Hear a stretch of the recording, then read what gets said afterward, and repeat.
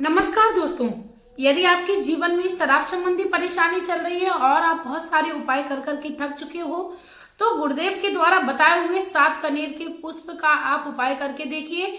आपके जीवन से शराब रूपी जो समस्या है वो बहुत ही जल्द दूर हो जाएगी। कहते हैं कि भगवान श्री शिवलिंग के पास किया हुआ कोई भी उपाय जो है वो कभी भी निरर्थक नहीं हुआ है, हमेशा ही कारगर सिद्ध हुआ है। गुरुदेव कहते हैं लेकिन किसी भी उपाय को जब हम जानकर करते हैं तो हमें उसका अवश्य लाभ मिलता है। दोस्तों, वीडियो को शुरू करने से पहले मैं मेरे आराध्य श्री लक्ष्मी नारायण को मैं कोटि कोटि प्रणाम करती हूँ, मैं उनको कोटि कोटि नमस्कार करती हूँ। दोस्तों, शराब रूपी समस्या वर्तमान समय की बहुत ही बड़ी और खतरनाक समस्या बन गई है। हर व्यक्ति अपने एक कर्मों से कम शराब की समस्या से ज्यादा परेशान हो रहा है। कभी कभी हम लोगों ने देखा है कि शराबी के घर में इस प्रकार कलेश हो जाता है जैसे कि एक घर में कोई बड़ी वार्ता हुई है। दोस्तों, छोटी छोटी बातों पे जब शराबी कलेश करने लगता है जिनका कोई कारण नहीं होता है तो ये घर में ज्यादा वातावरण खराब करता है। इसी के साथ दोस्तों, आप लोगों से मैं रिक्वेस्ट करना चाहूंगी, यदि चैनल पर नए हो तो प्लीज आप लोग चैनल को सब्सक्राइब कर लीजिएगा, वीडियो को लाइक कर दीजिएगा, साथ में कमेंट बॉक्स में श्री शिवाय नमस्तुभ्यम का प्यारा सा कमेंट कर दीजिएगा। साथ में गुरुदेव को मैं नतमस्तक होकर प्रणाम करना चाहूंगी। इसी के साथ दोस्तों, मैं आप लोगों को बता दूं, यदि आप परम पूजनीय गुरुदेव जी को मानते हो तो प्लीज वीडियो के एंड तक बने रहिए, क्योंकि यदि आप किसी भी उपाय को करते हो और आप उसको स्किप कर करके देखते हो तो उसको आपको पूर्णता की ज्ञान की प्राप्ति नहीं होती है और आधा अधूरा ज्ञान हमेशा ही हर व्यक्ति को ले डूबता है। दोस्तों, आपको 7 कनेर का उपाय करना है। 7 कनेर के पुष्प का बड़ा ही महत्व है। कनेर के पेड़ में हमेशा ही माता पार्वती का निवास रहता है और माता पार्वती जो है वो सुहाग को अखंड और अमर रखने वाली है। जब किसी भी सुहाग संबंधी परेशानी हमें परेशान करती है तो माता गौरा की ही पूजा करने को हमें बड़े बड़े ज्योतिषी और पंडित हमें सलाह देते हैं। साथ में जब कोई परिवार में किसी प्रकार की विघ्न आती है या किसी भी प्रकार का परिवार में वातावरण बहुत ही ज्यादा अशुद्ध बन जाता है तो ऐसे में भी हमें माता गौरा के साथ भगवान श्री भोलेनाथ की पूजा आराधना करनी चाहिए। दोस्तों, आप लोगों को क्या करना है, दिन जो है वो सोमवार का दिन या तो आपको चूज कर लेना है, नहीं तो यदि सोमवार की अष्टमी या अब भगवान शिव तेरस जो महीने में एक बार पड़ती है वह दिन हो तो और भी ज्यादा अति उत्तम है। दोस्तों, आपको 7 कनेर लेने हैं, आराम से आपको पीले 7 कनेर मिल जाएंगे और भगवान श्री शिवलिंग पर आपको किस प्रकार चढ़ाना है आपको याद रखना है कि आपको वो अपने साथ 1 लोटा जल भी ले जाना है। पहले तो आप भगवान श्री शिवलिंग पर 1 लोटा जल चढ़ाइए, भगवान श्री गणेश जी का ध्यान करिए, जैसा कि हमें अपने परिवार को खुश मनाना है और परिवार की खुशहाली के लिए हमें भगवान श्री भोलेनाथ के समस्त परिवारजन का पूजन और आवाहन करना है। पहले तो आप 3 थालियों का प्रयोजन अवश्य करिए भगवान श्री शिवलिंग के पास, जिससे भगवान श्री शिवलिंग में विराजमान हो जाए। हालांकि वो हर जगह विराजमान रहते हैं, लेकिन जब हम किसी मनोकामना को पूर्ण करने के लिए 3 थालियों को बजाते हैं तो हमें कई अनंत गुना फल मिलने लगता है। दोस्तों, पहली थाली का मतलब होता है भगवान श्री शिवलिंग भगवान श्री महादेव उस शिवलिंग पर विराजमान हो गए हैं। दूसरी थाली का मतलब होता है कि भगवान ने यदि हम कोई मनोकामना बोलना भूल गए हो तो उस मनोकामनाओं को पूर्ण कर देंगे। इसके साथ ही यदि हमारे घर के भंडारण में किसी प्रकार की कोई कमी होगी तो भगवान श्री महादेव उसको भी पूर्ण कर देंगे। दोस्तों, इसके साथ ही आप लोगों को क्या करना है, आपको भगवान श्री शिवलिंग पर जल चढ़ाना है। जल आपको भगवान श्री गणेश के साथ साथ भगवान श्री महादेव की समस्त परिवार जन का याद करते हुए शिवलिंग पर चढ़ाना है और आप जलाधारी से निकले हुए जल का आचमन करना बिल्कुल ना भूलें, आपको आचमन भी करना है।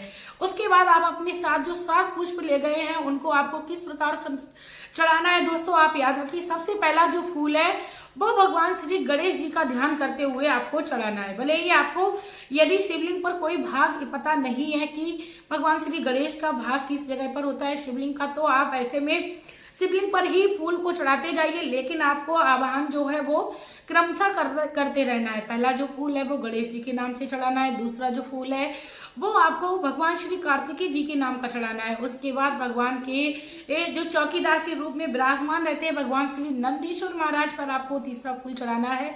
चौथा फूल भगवान श्री शेषनाग पर आपको चढ़ाना है। इसके जो 5वां फूल जो है वो माता पार्वती का स्मरण करते हुए आपको चढ़ाना है। छठा फूल जो है वो माता अशोक सुंदरी के भाग पर आपको चढ़ा देना है और उनके साथ ही भगवान श्री महादेव की 5 पुत्रियों को आपको नाम ले लेना है। उसके बाद 7वां जो फूल है वो भगवान श्री शिवलिंग पर आपको चढ़ा देना है। आप इन 7 पुष्प को चढ़ाकर आपके मन में जो वो मनोकामना थी शराब संबंधी लेके भगवान श्री भोलेनाथ से करिए और आप अपने पूरे भावना के साथ भगवान से विनम्र विनती करिए, हे महादेव, मैं आपकी शरण में आई हूँ। इस समय मैं दया का पात्र हूँ, मुझसे भूल से भी जो कुछ भी गलतियां हो गई उसे क्षमा करना। क्षमा याचना आप अवश्य मांगिए, क्योंकि हम लोग अज्ञानी हैं, हम लोगों से काफी सारी गलतियां होती है। जब हम गलतियों को मानकर प्रभु से उनका जो गुणगान है वो कर देते हैं कि मुझसे गलती हो गई, आप मुझे माफ कर देना, तो उसका जो भी पाप होता है वह हमें नहीं लगता है। इसके साथ ही महादेव से हम विनती करने के बाद नतमस्तक होकर प्रणाम अवश्य करें और भगवान श्री शिवलिंग पर जो आपने पुष्प चढ़ाए थे, यदि संभव हो जाए तो एक पुष्प आप अपने घर पर ले आइए और किसी भी आप तिजोरी में उसको डाल दीजिए, क्योंकि वह आपको धन प्राप्ति का भी साधन बन जाएगा।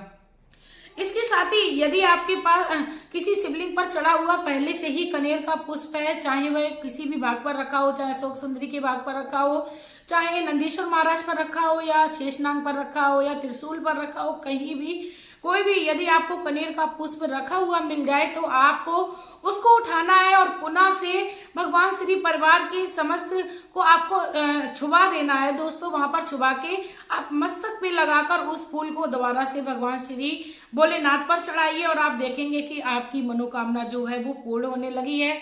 दोस्तों, मैंने आप लोगों को दोनों ही उपाय बता दिए हैं। यदि आपके पास कनेर के फूल नहीं है और आपको भगवान श्री शिवलिंग पर चढ़ा हुआ कनेर का फूल मिल जाए, तब भी आप इस उपाय को कर सकते हो दोस्तों। लेकिन आपको पहले से उठा लेने हैं और उनको अपने मस्तक पर लगाकर उनको अपने हाथों में ले लेना है, जिससे जो फूल थे वह आपके हाथों में आ जाए, यानी आप जो उपाय करने जा रहे हैं उनके लिए वह तैयार हो जाए। दोस्तों, छोटे छोटे उपाय हमारे जीवन में बहुत ही हमें सकारात्मकता देते हैं। साथ में यदि हमारे जीवन में कोई भी किसी भी प्रकार की नकारात्मकता हम पर हावी होना चाहती है तो वह महादेव की कृपा से नहीं होती है, क्योंकि जिस जगह पर भगवान का वास होता है उस जगह पर नकारात्मकता कभी भी अपनी शक्ति को प्रबल नहीं कर सकती है। साथ में दोस्तों, मैं आप लोगों को याद दिलाना चाहूंगी, जरूरी नहीं है कि शराब की लत व्यक्ति खुद से पीने लगा हो। कभी कभी ऐसी सिचुएशंस आ जाती है कि व्यक्ति बहुत ही ज्यादा किसी अपनी कुंडली को कमजोर कर लेता है गलत संगत में रहकर और गलत कर्मों को कर तब ऐसे में भी शराब की लत व्यक्ति को लग जाती है। दोस्तों, कुंडली के कमजोर होने पर भी व्यक्ति शराब का सेवन करने लगता है, साधारण भाषा में मैं आप लोगों को बता दूं। इसीलिए दोस्तों, मैं आप लोगों से रिक्वेस्ट करना चाहूंगी, यदि आप लोग प्लीज मेरे वीडियो से थोड़ा भी इम्प्रेसिव हुए हो तो प्लीज आप लोग मेरे वीडियो को ज्यादा से ज्यादा शेयर करिए। साथ में आप लोग जब वीडियो को शेयर करेंगे तो महादेव की आपको कृपा प्राप्त हो जाएगी, क्योंकि महादेव कहते हैं मैं उस व्यक्ति का साथ कभी नहीं छोड़ता हूँ जिस व्यक्ति के साथ कोई दूसरा व्यक्ति शुभ कर्म कर रहा होता है।